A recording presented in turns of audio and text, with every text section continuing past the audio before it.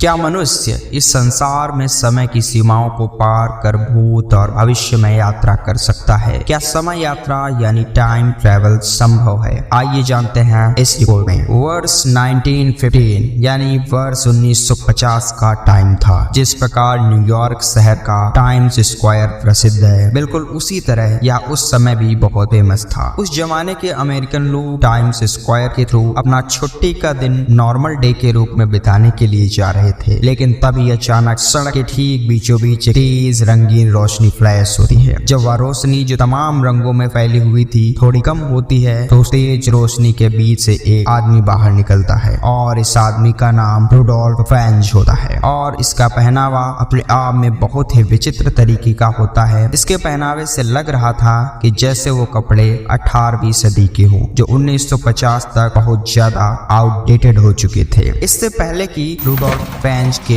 इन रहस्यमय तरीकों के कपड़े या अचानक से टाइम्स स्क्वायर के बीचों बीच आ जाने के रहस्यमय घटना को उजागर किया जाता कि एक रहस्यमय तरीके की अजीब सी कार उसे जोर से टक्कर मार देती है। लेकिन जब पुलिस उसकी पहचान के बारे में जांच करती है तो पता चलता है कि रुडोल्फ 2 साल पहले ही 1876 में गायब हो चुका था। इसके बावजूद उसे 1950 में फिर से देखा जाता है। अब आखिर वर्ष 1876 में गायब हुआ आदमी वर्ष 1950 में कैसे आ गया? ऐसी एक और कहानी सुनिए जो जापान के टोक्यो शहर में घटित हुई थी। वर्ष 1950 का समय था। अकस्मात टोक्यो शहर के हेलेना एयरपोर्ट पर एक लंबे कद का आदमी आता है और इस आदमी का पासपोर्ट किसी टॉरेट नाम के देश से बिलोंग करता था। हम आपको बता दें कि इस नाम का देश दुनिया के मैप पर एडजस्ट ही नहीं करता है। एयरपोर्ट पर काम करने वाले ऑफिसर्स उसे बार बार समझाने की कोशिश करते रहे लेकिन वह आदमी ऑफिसर्स की एक नहीं मानता है और वह अपनी बात पर डटा रहता है कि वह टॉरेट देश का ही रहने वाला है। तब और ज्यादा पूछताछ करने के लिए उस आदमी को एक होटल में ले जाया जाता है लेकिन वह ऑफिसर से टॉयलेट करने की अनुमति लेता है और चारों तरफ से बंद टॉयलेट से वह रहस्यमय तरीके से